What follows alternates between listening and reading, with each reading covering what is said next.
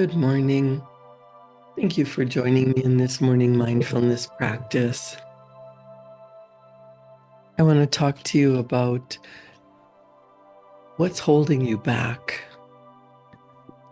What's holding you back from having more fun, living the life you want, enjoying more life, more love, more freedom, more money, more fun, more peace, more happiness.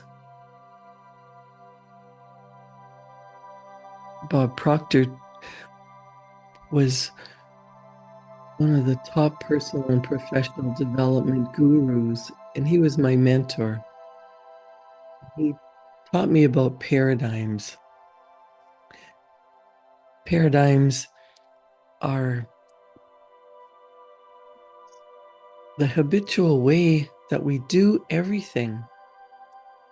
Paradigm is a term used to describe a mass of information that is programmed into an individual's subconscious mind.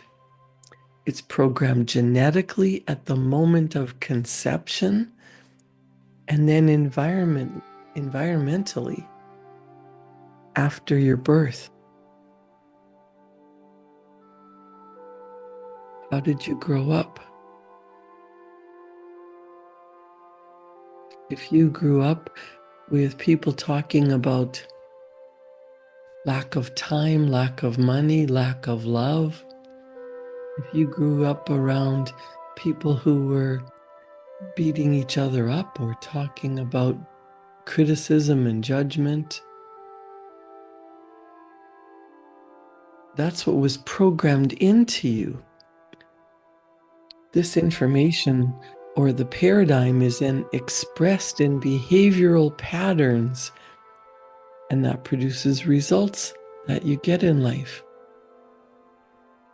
Now, paradigms are the automatic way that we think and do and act. So the good thing is you can change habits, you can change paradigms, you can change the way you automatically think.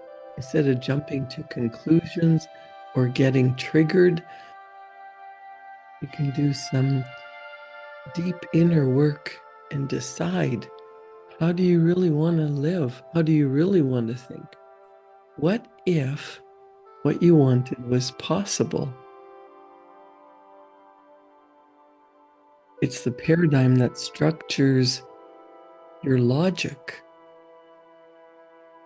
But you can change your thinking patterns.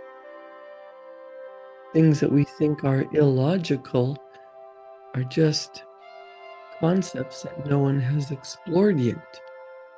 Like the world used to believe, people in the world used to believe that the world was flat. It was illogical to think that you could take a ship across the ocean without falling off, because all they could see was the horizon. All people could see was unlimited sky and unlimited water. And so they thought that horizon at the end of our sight, where we could see the water, the vast ocean, it looks like way off in the distance, there's nothing beyond. Maybe we would fall off.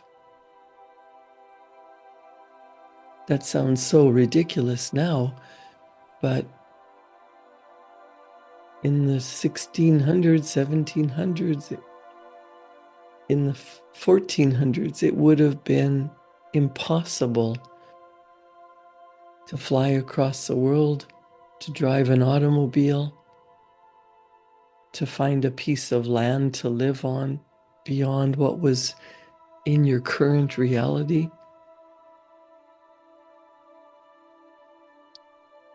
So Bob Proctor taught me to study paradigms, to study, what do I think habitually? What do I do habitually? What are some of the behaviors and actions and the feelings that get in the way of creating what I truly desire?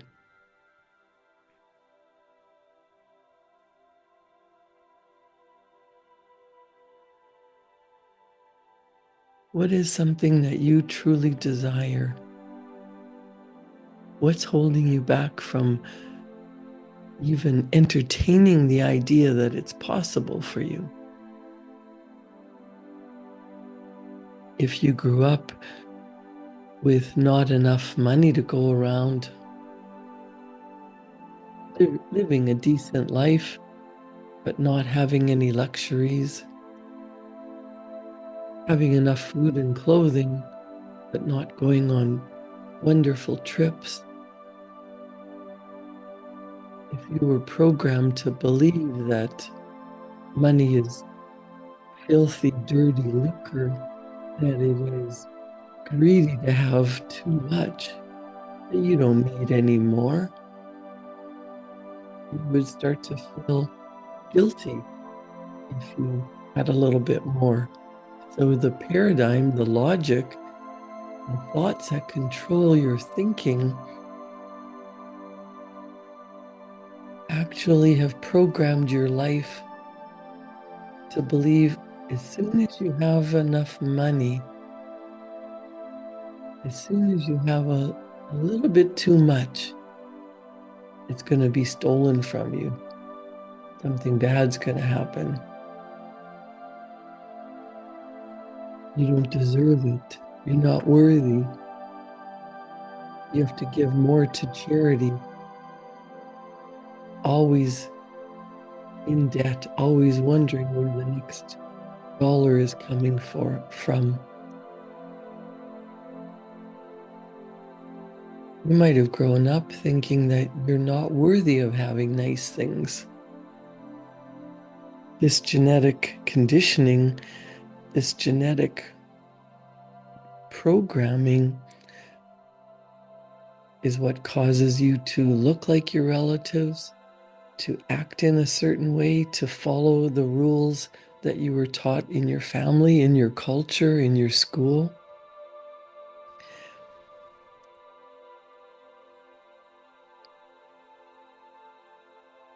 When you hear the same information over and over and over, you tend to believe it. Or when something is told to you or you find something out and it has an emotional impact, it affects every cell of your being. I want you to set aside logic for a moment. And let's start to courageously explore paradigms and to start to understand that when you think the same thoughts, that creates more of the same. When you do the same things over and over and over, you get the same results.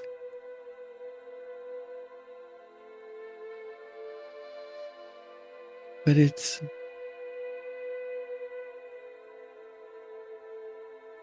challenging to think thoughts that are out of the realm of possibility. But everything was once impossible until someone did it. It was impossible for people to fly until the Wright brothers worked on it over and over and over. They saw themselves flying. They had an idea and they worked on it until it became reality. Well, we're taught to work hard and then bring things into reality. But I want to suggest to you what Bob Proctor taught me, that it doesn't have to be hard, grinding out work, doing the same things over and over and over, because we know that doing the same things over and over gets you the same results. So I want you to think about thinking differently. What if you could change your thinking patterns and get something that you really wanted? And I'm not talking about just material things like more money and what are you going to do with more money? It will be more, some people would believe more problems, more headaches, more taxes, but it would also be more of what you want, more beautiful things, more experiences, more help to your family. We use money to purchase things, and money is simply an exchange of value. It costs money to buy food, to buy clothing, to pay for experiences. It costs money to go to school, to buy a house. So money is not evil.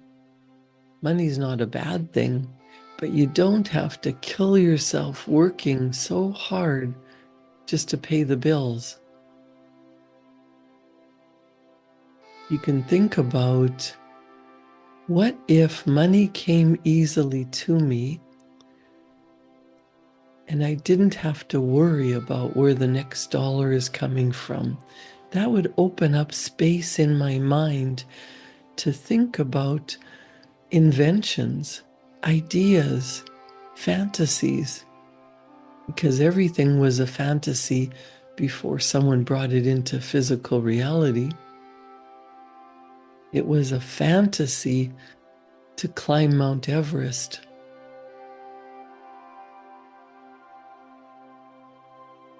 It was a fantasy to drive an automobile.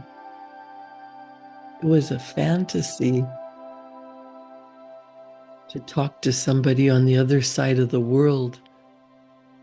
It was a fantasy to take a picture and send it across the invisible airwave to another person in another country. And now these are all commonplace. That's because someone thought of them. And instead of deciding that it's impossible, it's never happened before, so it can't happen, people actually think, they sit quietly with an idea and they get a hunch and they start to change the automatic, oh, I can't do that because. You look at, what if? What if the world is not flat? What would it be like if I could fly?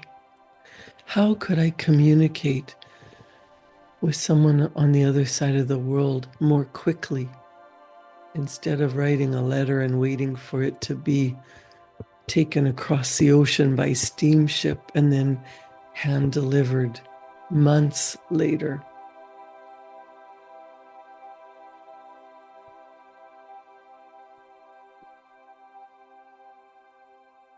If you could be or do or have something more, something different, if something in your world could be easier, more fun, more joyful, if you didn't have to worry about money and time, what would you prefer?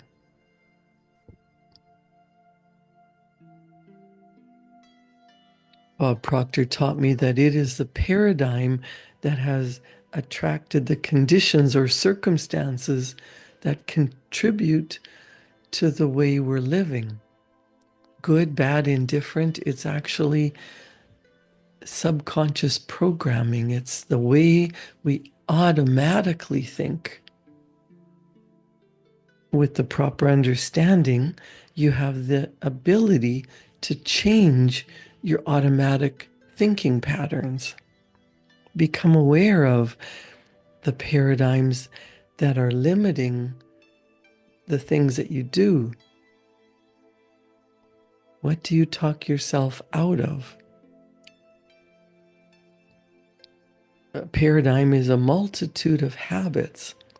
Some of the habits that we have are good, and we want to use them to produce results that we enjoy.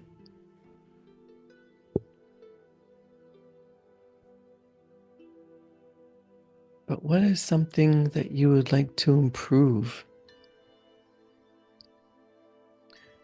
When you start to think about what would you love, what would you prefer, what would satisfy you? Getting a degree so that you have a better occupation? Being in love and loved and sharing your life with someone who cherishes you? Being vibrantly healthy. If you're not feeling so great, if there's some illness or disease that's causing havoc in your life, what does it feel like to be healthy and happy and strong and independent? To be living the life that you enjoy? Unless and until you change some of your thinking habits, some of the things that you do, what you automatically think and do will continue to create the future that you don't want. So I want you to focus on not the lack of money or the pain and suffering or the, yeah, I'll do that when I have time. I want you to bring to mind something that you really, really, really want. Something that you believe in having it, you would really enjoy more life.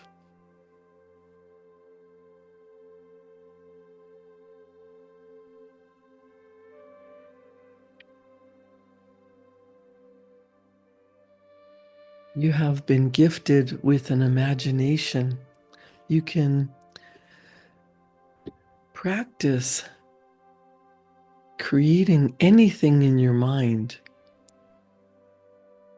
Most people are so practiced in worrying about what might happen that they can't even use their imagination anymore to think about what they love, what they want.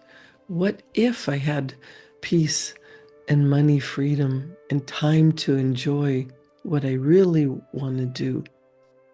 That takes some effort if you've been practicing stress and lack and limitation. It takes reprogramming the way you think.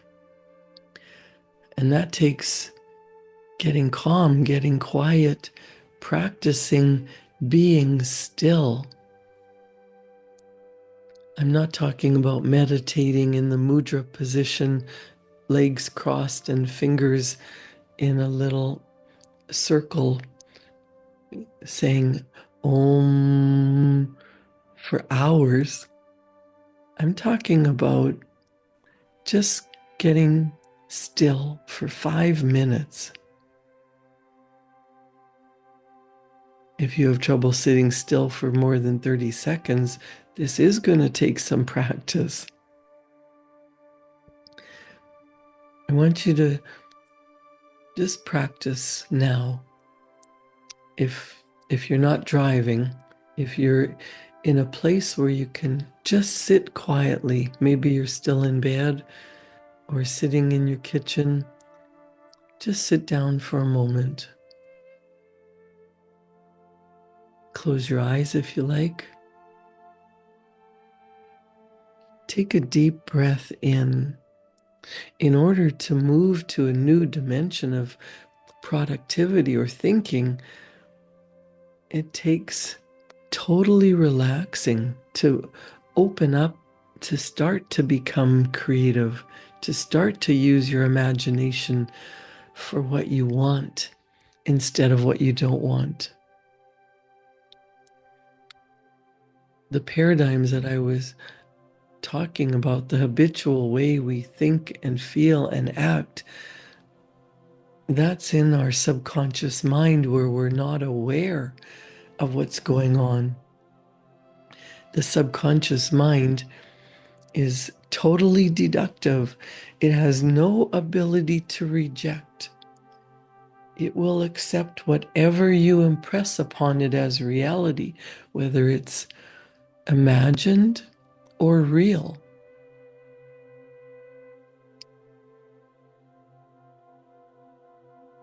All professionals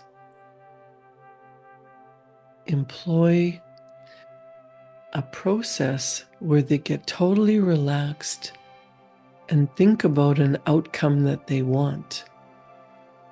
The top athletes of the world will practice in their mind their sport over and over and over. They'll practice in their mind even more than they practice on the field.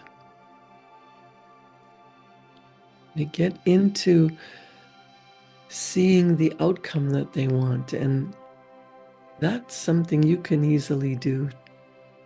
What is an outcome that you know you would enjoy? Something that pulls at your heartstrings, something you really desire.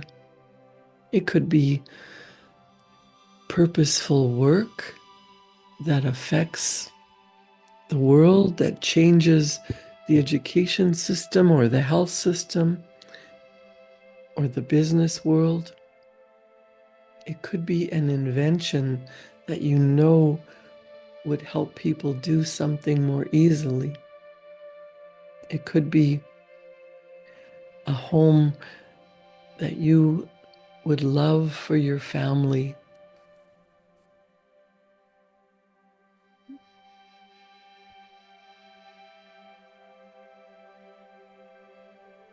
The first thing is to get still, to sit quietly, to calm your body down,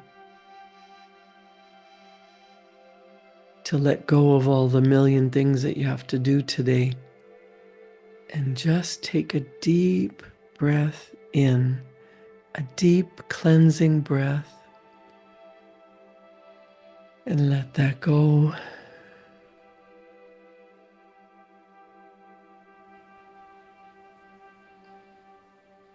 Visualize a funnel of lavender energy flowing into the crown of your head, circulating through your head and down into every area of your entire body. As this energy freely flows to and through you, circulating into every molecule of your being, let your body become very light. Just allow yourself to relax. Mentally envision yourself already in possession of the results that you desire. Take a moment to visualize what that looks like. You know in your mind something that you truly desire. Let yourself see it. The results are as real in your mind as the clothes that you're wearing. Really see the picture. Now tune into the feeling, the vibrational frequency of actually being there, not just seeing it in your mind, but planting the image in your heart. This is a seed of potential, of possibility.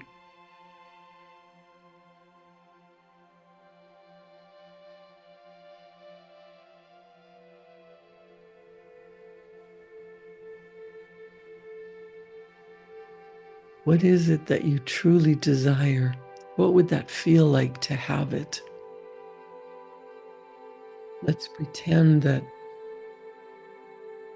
when you open your eyes, what you desire is in front of you. It's your reality.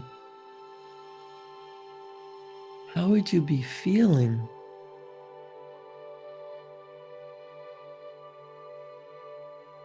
Whether it's more money to buy a certain house, or take a trip, start a business, retire from a business,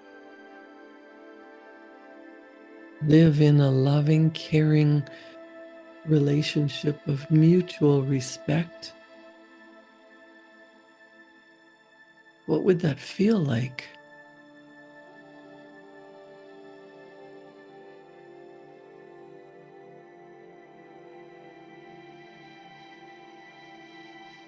Getting in tune with the frequency, the energy of how you'll be feeling.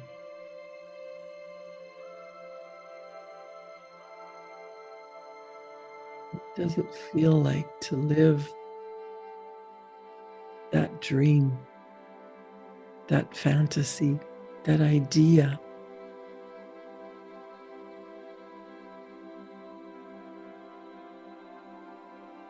Once you're in the feeling, once you're clear on what it is that you desire, it could be a material thing, a new car. It could be how you're going to be living now that you're married, now that you're free from the person that you're with, that you don't want to be with, now that you're living the life of your dreams.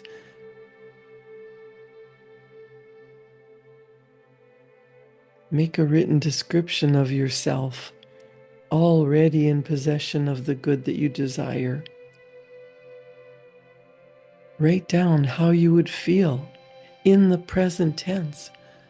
How happy would you be? How grateful would you be if that was truly your life? Write it so clearly that if a stranger were to read the description, the words would create an image in the reader's mind that would be a replica of the image that you're holding in your mind. I am so happy. I am so grateful. Thank you, thank you, thank you.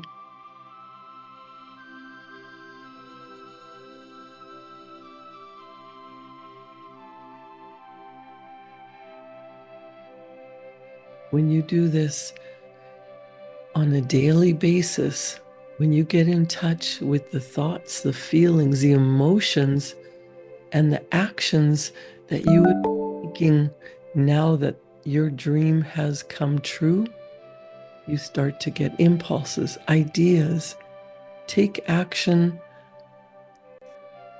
and your life will change and it will transform into the life that you truly desire. It takes practice. It takes setting an intention and thinking, feeling, and acting as if you're already there.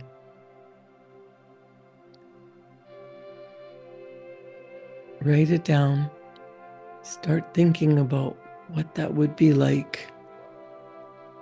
Spend more time thinking about from the goal already attained. And new thoughts will come to you. And rather than rejecting them as impossible, start to write down, what if it was true? Write it down in the present tense. Create a wonderful day, and I'll see you back here tomorrow morning at 7. Thank you.